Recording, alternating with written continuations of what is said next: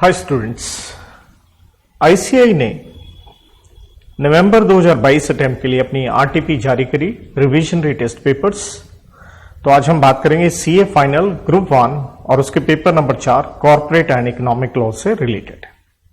देखिए, no doubt RTP के अंदर क्वेश्चंस होते हैं, लेकिन जो नवंबर में जो अमेंडमेंट्स आएंगी वो भी सारी इसके अंदर दी होती हैं। तो हम अमेंडमेंट्स की बात करेंगे। देखिए, थोड़ा सा समझना होगा आरटीपी किस तरह से जारी की गई है। देखिए, एक तो इन्होंने कहा कि भाई साहब, here is the list of relevant amendments, लेकिन ये अमेंडमेंट देखिए कब से दे रखी है। अगर आप इसमें इंटरेस्टिंग चीज देखेंगे 1 मई 2021, तो दैट मीन्स इसके अंदर तो अमेंडमेंट इस आरटीपी में पुरानी भी दे रखी है, राइट।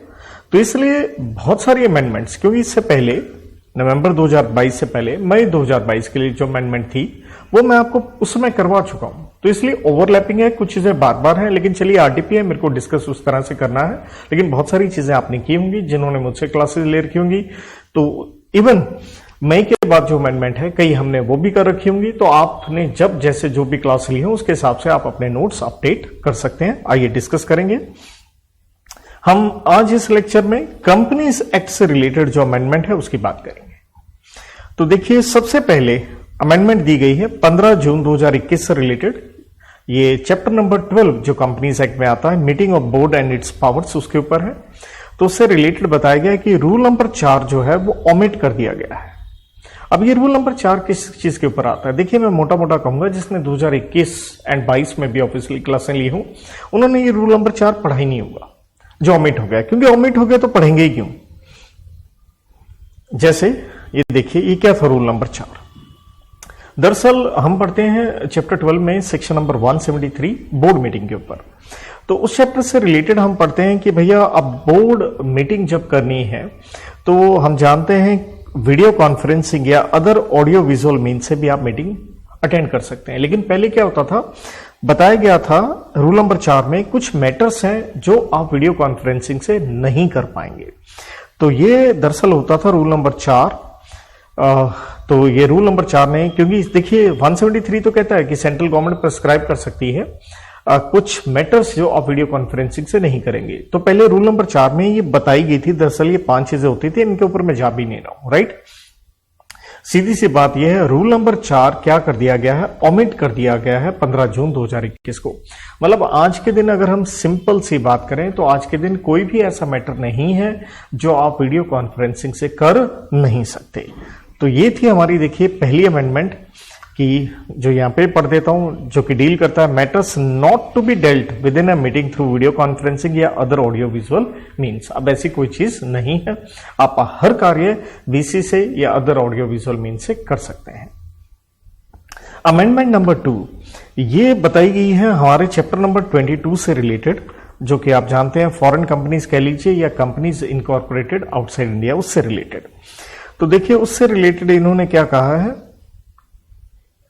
कि भाई एक नया सेक्शन 393A, लेकिन देखिए ये भी पुरानी अमेंडमेंट ही है, तो आपको डेफिनेटली ये पता होगा 393A से रिलेटेड इन्होंने ये सेक्शन कोड किया है और उससे रिलेटेड एक नोटिफिकेशन भी बताई है, जो मैं सिंपल वे में आपसे यहां पे डिस्कस कर रहा हूं। देखिए, सेक्शन नंबर 393 किस पे डील करता है?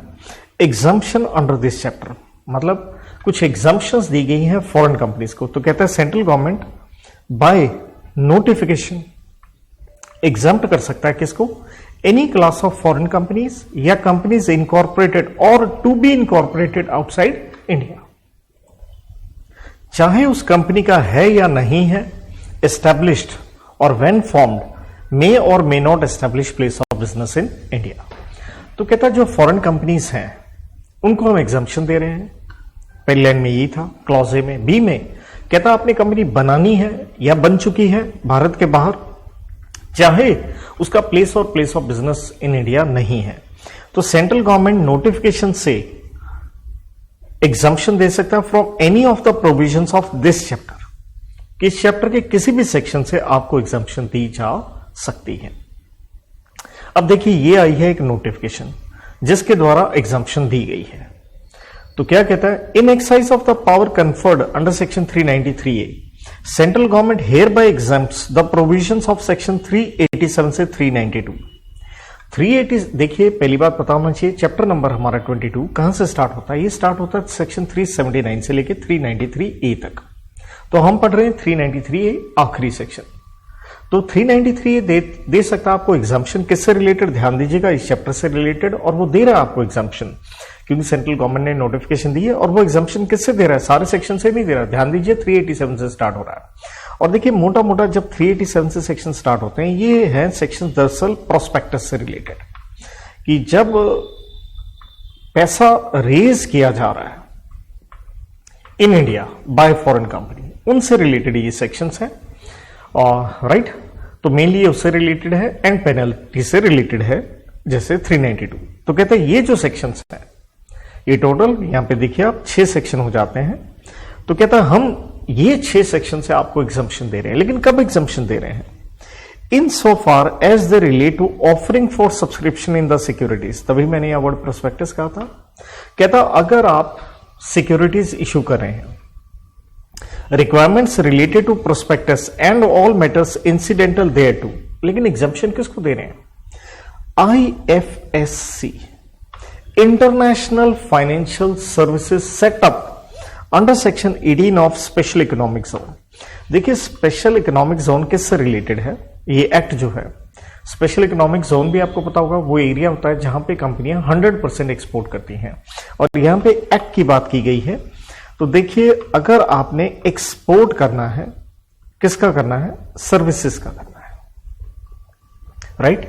तो स्पेशल इकोनॉमिक जोन के सेक्शन नंबर 18 के मुताबिक कहता अगर जो सेटअप किया गया है IFSC, international financial services centre, तो अगर आपने IFSC मतलब आप फाइनेंशियल सर्विसेज सेंटर हिंदुस्तान में बनाया है, जो कि गिफ्ट सिटी आपको पता होगा गुजरात में, अहमदाबाद में, वहां पे ये बनी है, जहां से 100% आप एक्सपोर्ट कर रहे हैं, राइट। तो कहता अगर उस IFSC सेंटर में आपने ये कंपनी खोली है, और जहां से आप कौन सी सर्विस दे रहे हैं? सिक्योरिटीज से रिलेटेड, राइट, कि प्रोस्पेक्टस इशू करके फॉरेन कंपनी अपना पैसा क्या करेगी? रेज करेगी। तो IFSC सेंटर में अगर आपने ये कंपनी बनाई है और प्रोस्पेक्टस से आप पैसा रेज कर रहे हो, तो भाई साहब 393A read with this notification आपके ऊपर ये सेक्शन नहीं लगेंगे। देयर आफ्टर देखिए यही सेम चीज इन्होंने, जब आप बेटा पढ़ते हैं फॉरेन कंपनी की डेफिनेशन, तो आप उसकी डेफिनेशन पढ़ते हैं अंडर सेक्शन 2 क्लॉज 42 के अंदर। तो वहां पे भी जब हम फॉरेन कंपनी की डेफिनेशन पढ़ते हैं, उसके अंदर एक एक्सप्लेनेशन इंसर्ट की गई है, क्योंकि देखिए हम फॉरेन कंपनी से रिलेटेड पढ़ते हैं कि इलेक्ट्रॉनिक मोड से आप जब कोई काम कर रहे हो, उसे भी हम लेके चलते हैं बिजनेस इन इंडिया। तो उसमें भी एक्सप्लेनेशन सेम यही डाली गई है कि for the purpose of this clause electronically based, देखिए आगे word, offering of securities subscription thereof, लेकिन कहां पे? सेम वही चीज, in IFSC centre under section 18 of SEZ shall not be construed as electronic mode. मतलब एक 393A में रेड विद सेक्शन 2 क्लॉज 42, अगर आप इलेक्ट्रॉनिक मोड से IFSC सेंटर से ये ऑफरिंग ऑफ सिक्योरिटीज, ये सर्विसेज आप दे रहे हैं, जिससे फॉरेन कंपनी अपना पैसा रेज कर रही है, हम इसे इलेक्ट्रॉनिक मोड नहीं मानेंगे। सिंपल सी बात कह लीजिए, हम इस काम के लिए आपको फॉरेन कंपनी मानेंगे ही नहीं। ये थी amendment. Moving ahead, chapter number 11 से related, that is appointment and qualification of directors rules. ये रूल नंबर 6 से रिलेटेड है, और ये भी देखिए पुराने ही अमेंडमेंट है, आप पहले भी कर चुके होंगे, आई डेफिनेटली नो, लेकिन चलिए फिर भी RTP में है तो मैं डिस्कस कर रहा हूं। क्या कहता है? In the first provision for clause B the following clause shall be substituted. इसके बाद क्या कहता है? After the second provision the following provision shall be inserted. कुछ सब्स्टिट्यूशन है, कुछ इंसर्शन है। क्या है ये? जरा मैं आराम से आपको शो कर दूं। देखिए दरअसल आप पढ़ते हैं रूल नंबर 6, किससे रिलेटेड पढ़ते हैं? ये आप पढ़ते हैं डेटा बैंक, जो आप सेक्शन 150 में इंडिपेंडेंट डायरेक्टर से रिलेटेड पढ़ते हैं बेटा। यही है इंडिपेंडेंट डायरेक्टर और उनसे related data bank, section number 150, जिसको हम पढ़ते हैं रूल नंबर 6 के साथ में। उससे रिलेटेड क्या कहा गया है, जैसे हमने देखा कि अमेंडमेंट में लिखा था कि भैया ये जो क्लॉज बी है ये सब्स्टिट्यूट की गई है। पहली बात, उससे रिलेटेड एक सिंपल लाइन ये पढ़ लीजिए ताकि बात समझ में आए। तो कहता है को आप इंडिविजुअल हैं, आपको ये online proficiency self assessment test pass करने की जरूरत ही नहीं है। अगर आपने 3 साल तक as on the date of his inclusion in the name in data bank, अगर 3 साल तक, जैसे आप डायरेक्टर या केएमपी रहे हैं लिस्टेड कंपनी के या अनलिस्टेड पब्लिक कंपनी, ये लिमिट्स हैं पीयूसी वगैरह 10 करोड़ या बॉडी कॉर्पोरेट से रिलेटेड, ये आपने पढ़ा है। तो 3 साल वाले तक अगर आप रहे हैं तो आपको टेस्ट पास करने की जरूरत नहीं है। अब चेंज क्या है क्लॉज बी में। क्लॉज बी में क्या होता था, पहले ये होता था, कहते हैं आप पे स्केल ऑफ डायरेक्टर या अबव रहे इन मिनिस्ट्री ऑफ एमसीए या फाइनेंस या ministry of commerce and industry या heavy industries and public enterprises, अगर आपका तजुर्बा रहा in handling matters related to corporate laws, securities, economic laws.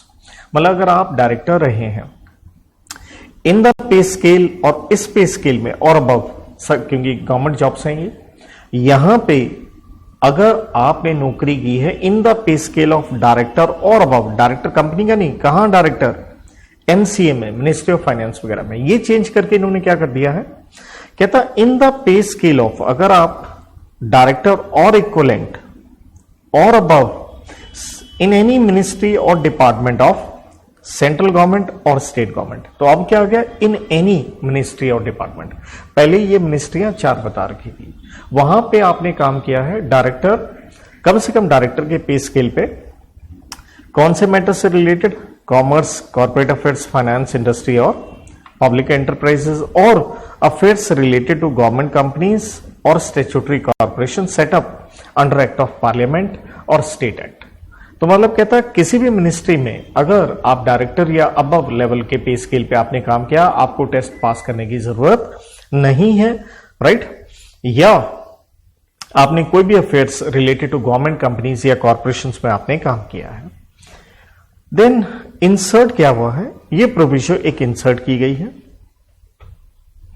कि अगर आप इंडिविजुअल हैं और कम से कम 10 साल पुराने एडवोकेट हैं, सीए हैं, कॉस्ट अकाउंटेंट हैं या सीएस हैं, तो आपको पेपर पास करने की जरूरत नहीं है। तो यहां इन लोगों को ये एग्जाम्पशन है, तो ये इंसर्ट किया गया है, इसकी बात यहां हुई है। आइए बढ़ते हैं आगे।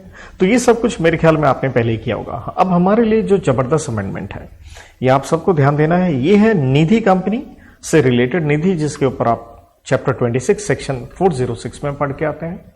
और यहां दुनिया भर के रूल से रिलेटेड अमेंडमेंट इन्होंने दे रखी है। ये देखिए इतनी बड़ी ये लिस्ट दे रखी है। जैसे सबसे पहली अमेंडमेंट रूल नंबर 3 में आती है, एक क्लॉज AA कह लीजिए इंसर्ट की गई है, जहां पे इन्होंने ब्रांच का डेफिनेशन दिया। What do you mean by branch?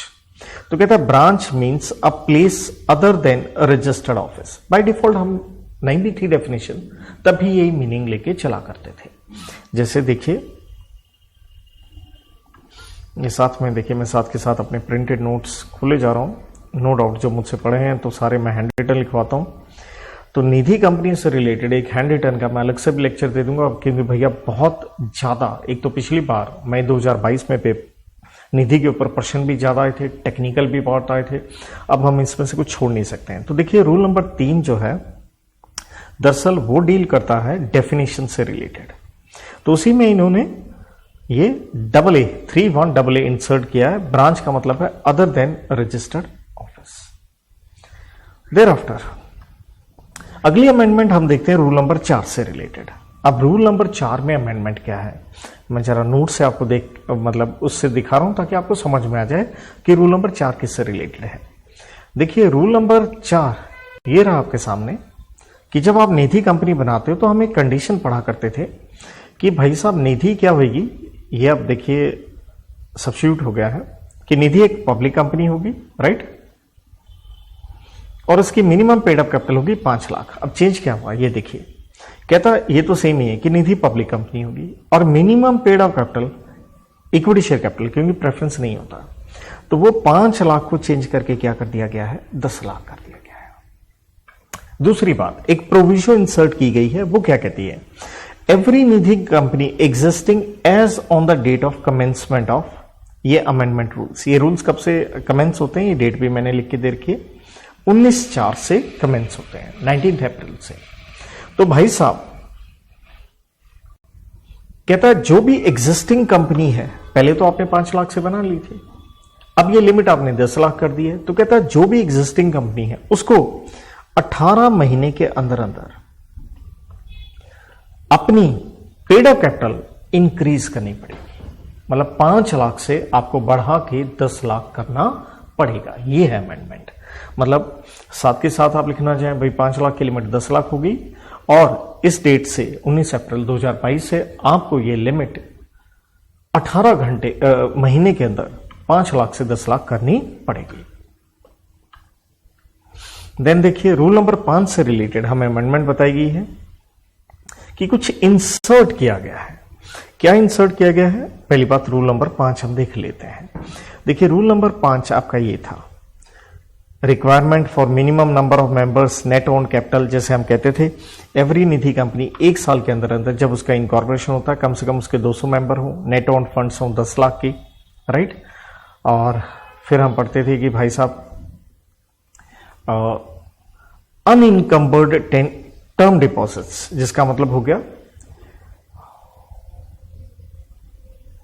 जो गिरवी ना रखे गए हों, unencumbered term deposits of not less than 10% of outstanding deposits, की कम से कम जो आपके डिपॉजिट्स हैं 10% अनइनकम्बर्ड होने चाहिए, और नेट ओन फंड्स की रेशियो टू डिपॉजिट्स वो 1:20 से ज्यादा ना हो।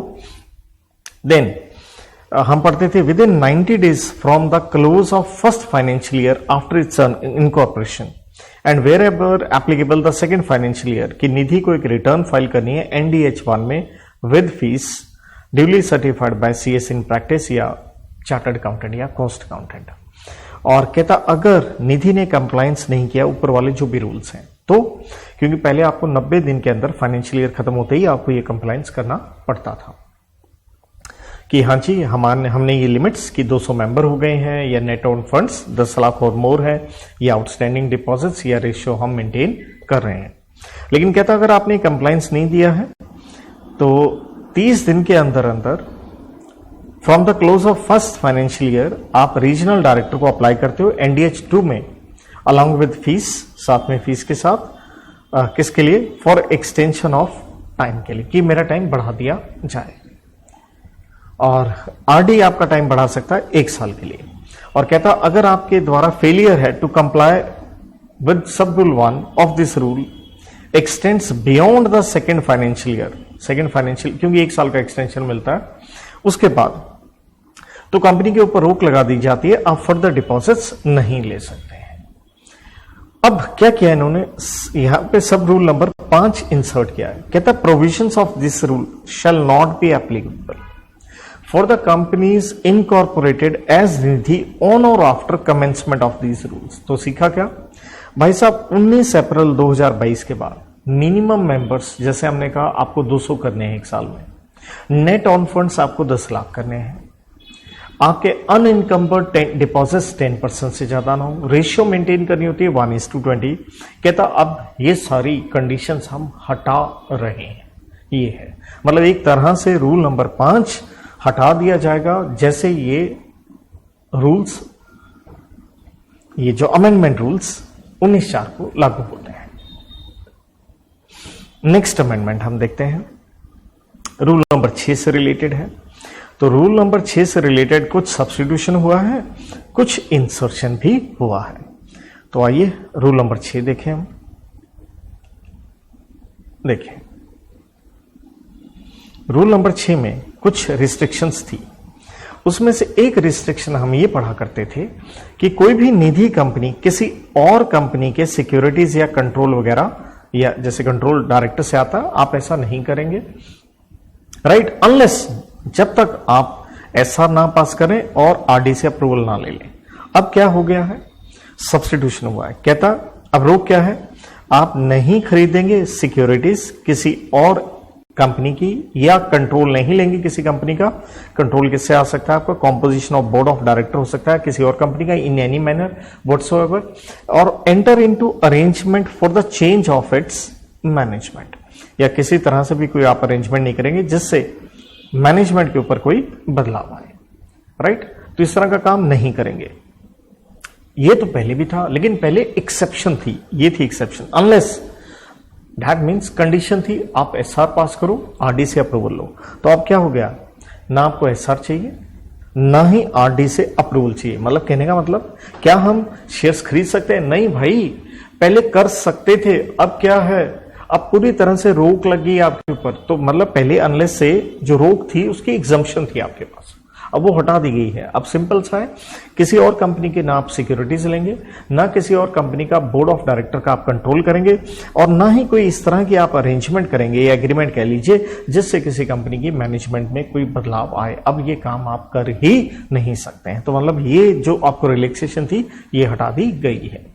इसी रूल नंबर 6 में एक नई क्लॉज एल इंसर्ट की गई है, और ये क्या कहता है, रेज लोन्स फ्रॉम बैंक्स और एफआईज और any other source for the purpose of advancing loans to members of Nidhi. तो ध्यान दीजिए, ये आपके ऊपर रोक है, मतलब यहां ध्यान दीजिए क्योंकि रूल नंबर 6 में आपके ऊपर रोक है, नो निधि शेल, मतलब हर जगह ये पॉइंट जैसे मैंने लिख के दे रखा है, तो यहां पे भी यही है कि आप क्या नहीं लेंगे, आप लोन ना बैंक से लेंगे, ना एफआई से लेंगे, ना ही किसी और से लेंगे मेंबर्स को लोन देने के लिए। मतलब एक जो रोक की लिस्ट थी उस लिस्ट में एक नया पॉइंट ऐड ऑन कर दिया गया है। और दूसरी क्या है, जो हमने इससे पहले पढ़ा उसमें क्या था, रिस्ट्रिक्शन थी लेकिन एग्जम्पशन थी, वो एग्जम्पशन हटा दी गई है। चलिए आगे हम पढ़ते हैं। रूल नंबर 8 से रिलेटेड कह रहा है, एक हमने नया सब रूल इंसर्ट किया है, तो आइए देखते हैं। रूल नंबर 8, तो दरअसल यह है मेंबरशिप से रिलेटेड।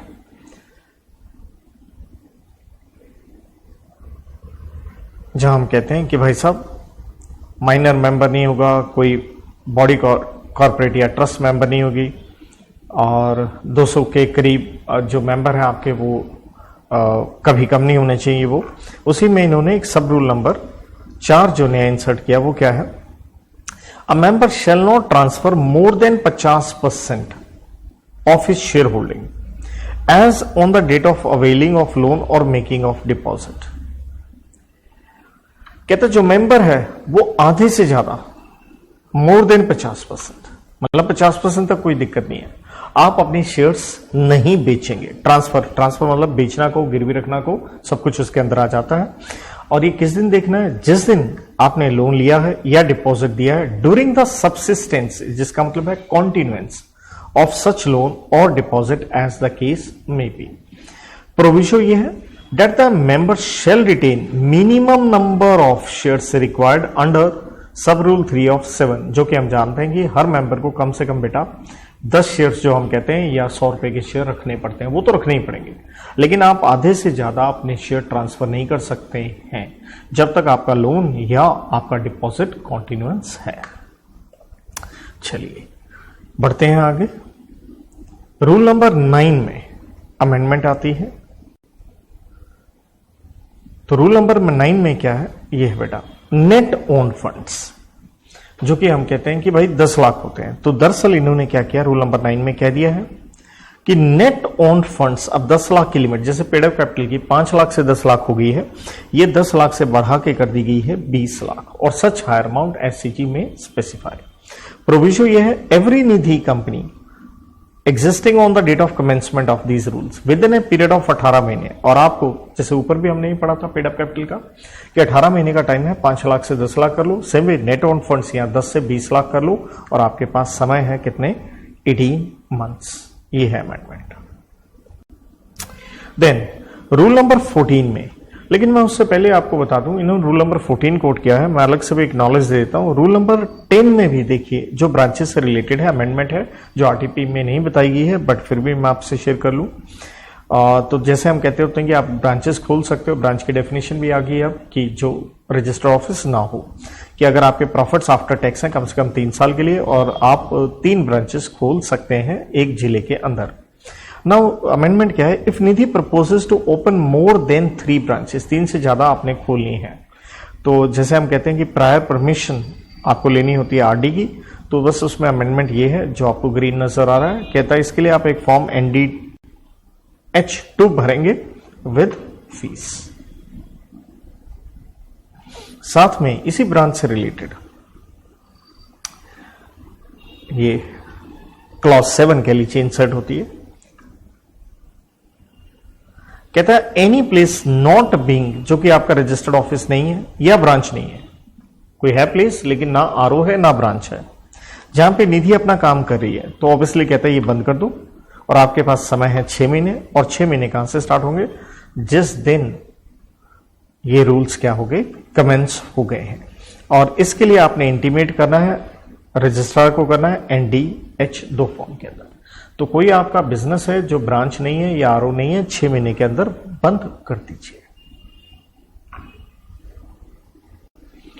तो रूल नंबर 14 में देखिए ये कुछ अमेंडमेंट दी गई है, उसके बाद रूल नंबर 15 है एंड 18 है, 3, और रूल नंबर 15 में भी कुछ इंसर्शन है और रूल नंबर 18 में कुछ सब्स्टिट्यूशन है। आइए देखते हैं 14, 15 and 18।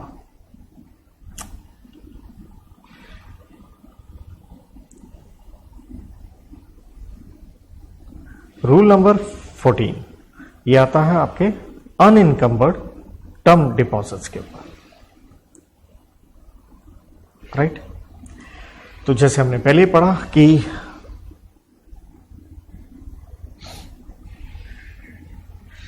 Nidhi company unencumbered term deposit, जिसे हम एफडी कहते हैं, आप बैंक के पास रख सकते हैं, पोस्ट ऑफिस वगैरह के पास रख सकते हैं, और वो कम से कम आपको कितना रखना है, 10% ऑफ डिपॉजिट्स अपना रखना होता है।